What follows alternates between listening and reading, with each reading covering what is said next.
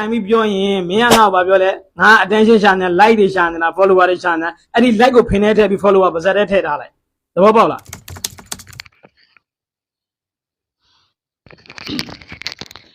းအားလုံးပဲမင်္ဂလာပါစီလီကဘာကနေပြန်လေကြိုဆိုလိုက်ပါတယ်ဒီနေ့မှာတော့တကြံနဲ့ပတ်သက်ပြီးမွတ်စလင်အချင်းချင်းတွေပြဿနာဖြစ်နေတဲ့ဗီဒီယိုဖိုင်လေးကိုကျွန်တော်နဲ့အတူကြည့်ရှုတော့မှာဖြစ်ပါတယ်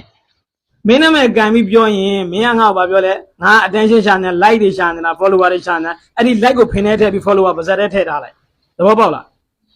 းမင်းတို့အရေးကြီးရင်ကြီးလိမ့်မယ် like တွေ follower တွေငါတို့တော့အရေးမကြီးဘူးငါတို့ကဒါတွေမရှိလဲငါတို့လုတ်ကန်စားသားလို့ရတဲ့ကောင်တွေကြီးပဲငါတို့မှအရေးချင်းရှိပြီးသားအစ္စလာမ်အလိုင်ကွမ်အားလုံးပဲမင်္ဂလာပါပထမဆုံးအနေနဲ့ကျွန်တော်ပြောချင်တာကဒကြံရည်နဲ့ချီးနဲ့ကိုစနိုင်ခဲ့တာကဒီကောင်နော်ဒကြံရည်ထီးတာချီးထီးလို့လားဆိုပြီးတော့စပြောခဲ့တာကသူ့ရဲ့ပြောစကားအပေါ်မှာကျွန်တော်သူ့ကိုခွန်းတုပ်ပြန်ခဲ့တာခြေပတဲ့စကားကိုပဲပြောခဲ့တာအဲ့တော့ကျွန်တော်ရဲ့ဗီဒီယိုကိုပြန်ကြည့်အခုထိရှိနေတော့ပဲကျွန်တော်ကအဲ့လိုမပြောဘူးဒါပေမဲ့ကျွန်တော်တို့ရဲ့အစ္စလာမ်သာသနာရယုံကြည်ချက် faith ကိုကျွန်တော်ချပြတာနော်အဲ့ဒီယုံကြည်ချက်နော်ကျွန်တော်တို့ရဲ့အစ္စလာမ်သာသနာရယုံကြည်ချက်ကိုထိခိုက်နိုင်တဲ့အကြောင်းကိုကျွန်တော်ပြောပြခဲ့တာဒကြံရည်ကထိလို့မရဘူးလို့ကျွန်တော်မပြောဘူးဒကြံရည်ကထိတာချီတဲ့ဆိုးတယ်လို့ကျွန်တော်မပြောဘူးနော်ဒကြံရည်ကျွန်တော်တို့လည်းထိတယ်ဟုတ်တယ်မလားကျွန်တော်တို့တွေအပြင်သွားတယ်နော်ဈေးဝယ်ဖို့သွားတယ်အသွားတယ်လာတယ်နော်တခါတလေတငယ်ချင်းတွေအများကြီးတဟဇဒဖြောင်းနေထိုင်တဲ့ကိစ္စပဲခင်ဗျားကျွန်တော်ပြောစရာမလိုဘူးတဟဇဒကျွန်တော်ဖြောင်းနေတက်ပြီးသားကျွန်တော်တငယ်ချင်းတွေမှာဗုဒ္ဓဘာသာဝင်တွေအများကြီးရှိတယ်နော်ကျွန်တော်တို့တွေနွားလဘိုးတောင်ဖះကိုသွားတယ်နော်အများကြီးပဲအပြင်တွေသွားတယ်ဒကြံကြရင်မန်တက်တွေဝိုင်းဆောက်တယ်ဟုတ်ပြီလားအဲ့ဒီတဲမှာအဲ့ဒီကျွန်တော်တငယ်ချင်းတွေကရေပတ်တယ်ကျွန်တော်တို့ကိုမရရင်လည်းပတ်တယ်ရရင်လည်းပတ်တယ်ဒါတွေကကိုရီချမ်းမှာရှိနေတဲ့ချစ်ခင်ရင်းနှီးမှုပဲဒါကိုသွားပြီးဘွေယူလို့မရဘူးဟုတ်ပြီလားကျွန်တော်တို့ဆိုင်ကမောင်းပြီးသွားနေတယ်နော်ကျွန်တော်တငယ်ချင်းတွေရှိတဲ့ရက်ွက်တွေဈေးတွေကျောင်းတွေရှင်းကနေဖြတ်သွားရတယ်ဆိုရင်ဒီကောင်တွေတိတယ်တိနဲ့ကိုပတ်တယ်ဒါကိုကျွန်တော်တို့ကဒကြံရည်ကြီးလို့ချီးထီးပါတယ်ဆိုပြီးကျွန်တော်တို့မပြောဘူးအပတ်ခံလို့ရတာခံလို့မရတာလည်းကျွန်တော်မပြောဘူးမြန်မာနိုင်ငံမှာနေတဲ့မြန်မာရိုးရဒလေးထုံးစံကိုလည်းကျွန်တော်တို့နားလဲတယ်နားမလဲဘူးလည်းကျွန်တော်မပြောဘူးဒါပေမဲ့အခုကပွဲစားတာကဒကြံရည်ကိုချီးထက်ဆိုးတယ်ဒကြံရည်ကိုချီးထီးတာတဲ့ဆိုးတယ်ဆိုပြီးကျွန်တော်ကပြောတယ်ဆိုပြီးတော့အဲ့ဒီစကားကိုယူပြီးပွဲခံတယ်โอเคဒီမှာကဗုဒ္ဓဘာသာလူမျိုးတွေကအကယ်၍ဒကြံနဲ့ပတ်သက်ပြီးကျွန်တော်မပြောခဲ့ပေမဲ့လည်းနော်ကျွန်တော်မပြောခဲ့ပေမဲ့လည်းစိတ်ဆိုးတယ်နော်မြန်မာရိုးရာကိုထိခိုက်တယ်အဲ့ဒီသဘောမျိုးကိုတက်ရောက်တယ်ဆိုပြီးတော့နော်ကိုလိုရာကိုဆွဲပြီးတော့ပြောနေကြတဲ့လူတွေရှိတယ်အဲ့ဒါကိုနားမယောင်မှုလဲကျွန်တော်မေတ္တာရက်ခံတယ်အကယ်၍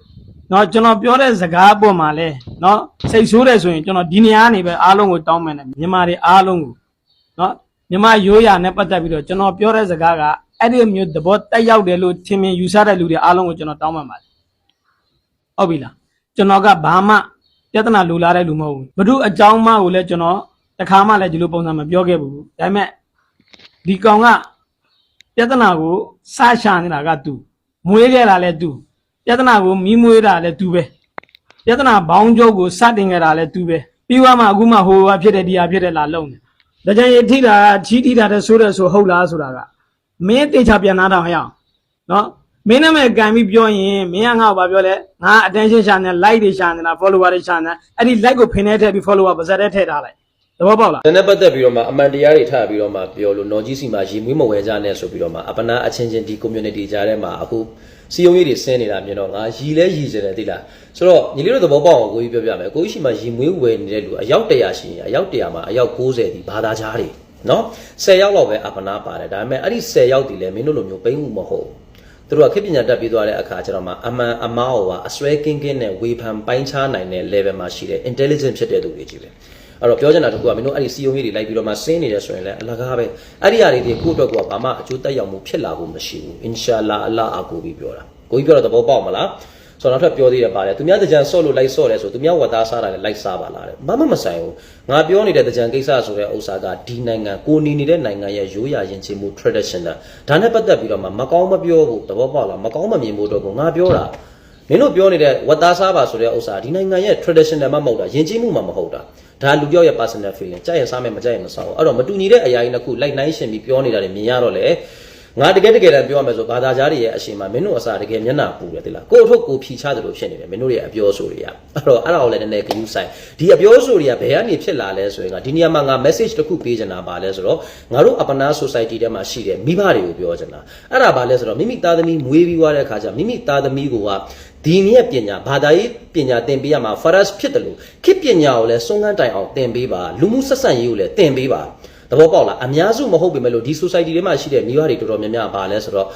အိမ်အောင်ပြုတ်လိုက်တယ်ပြီးသွားရင်ကလေးတွေမွေးပြီးသွားတဲ့အခါကျကလေးတွေကိုမမချောင်း4 5 6တန်းထားပြီးသွားတဲ့အခါကျအကြောင်းထုတ်ပြီးတော့မှရှာမကျွေးနိုင်တော့တဲ့လို့ပဲဖြစ်ဒါမဟုတ်ဆိုလဲစိုးဆုံးမမှုအားနည်းလာလို့ပဲဖြစ်ဒီကလေးကိုမစိုးဆုံးမနိုင်တော့ဘူးရှာမကျွေးနိုင်တော့ဘူးဆိုပါလဲဆိုတော့အလကားနေရတဲ့ကျောင်းအိတ်ကျောင်းစာ harvest ကျောင်းတွေမော်လီကျောင်းတွေပို့လိုက်တယ်တကယ်တမ်းဆိုဒီကလေးကလူမှုဆက်ဆံရေးလူတွေနဲ့ဘယ်လို communication လုပ်ရမလဲဆိုတာသင်ရမယ့်အရွယ်နော်ခေတ်ပညာကိုသင်ရမယ့်အရွယ်မှာပါလို့လဲဆိုတော့ဘာသာရေးဆိုဘာသာရေးကျောင်းကိုပို့လိုက်တယ်ဘာသာရေးသင်ရမှာဒီမှန်တယ်ဒါပေမဲ့ရှရီယတ်မှာလည်းရှိတယ်ဒုနီယာလည်းရှာရမယ်အာခိရတ်လည်းရှာရမယ်ဒါရှရီယတ်မှာရှိတယ်ဆိုတော့ဘာသာရေးပညာသင်ပေးသလိုမှန်တယ်သင်တဲ့နဲ့အဲ့တိုင်းပဲခေတ်ပညာကိုလည်းသင်ဒါမှသာလျှင်ဒီကလေးကကြီးလာတဲ့အခါကျရင်ကအခုလိုမျိုးကိုရီဘာသာတွေကြီးနေတဲ့နိုင်ငံမျိုးမဟုတ်ဘဲနဲ့မတူကွဲပြားပြီးတော့မှရှင်တွဲပြီးနေထိုင်ရတဲ့လူတွေရဲ့ဂျားထဲမှာသိတယ်မလားအချင်းချင်း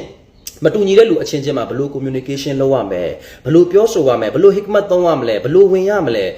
လူဝင်စအောင်လို့ဘယ်လိုပြောဆိုပြုမှုနေထိုင်ရမယ်ဆိုတဲ့ဥစ္စာကိုသိပါအခုအဲ့လိုမျိုးမဟုတ်ဘဲနဲ့အဲ့လိုမျိုးတင်ရမယ့်အရွယ်မျိုးမှာဘာသာရေးဆိုပြီးတော့ဘာသာရေးကိုပဲဦးစားပေးပြီးတော့မှခေတ်ပညာနဲ့ပတ်သက်ပြီးမတင်လိုက်တဲ့အခါမတင်ပေးလိုက်တဲ့အခါကျတော့ဗာလဲဆိုတော့အဲ့ကလေးကကြီးလာတဲ့အခါကျဘာဖြစ်လဲသိလားမတူညီတဲ့လူတွေအချင်းချင်းတနိုင်ငံနဲ့စုနေတဲ့လူတွေကြားထဲမှာအကုန်လုံးကိုဘာသာရေးနဲ့ပဲလိုက်ပြီးတော့မှအဲ့ဒီပေတံနဲ့တိုင်တော့တာဟိုကပိုင်းနေဒီကမပိုင်ဘူးဟိုလိုဖြစ်တယ်ဒီလိုဖြစ်တယ်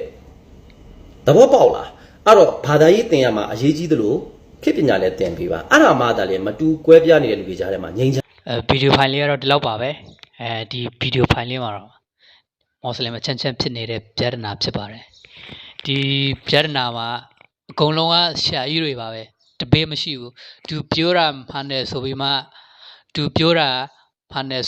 နာခံမဲ့သူမရှိဘူးအကြောင်းပွေးကမပြီးနိုင်ဘူးထက်လဲရှိအောင်ပါဆိုတော့ထက်လဲတင်ပေးအောင်ပါဖြစ်ပါတယ်โอเค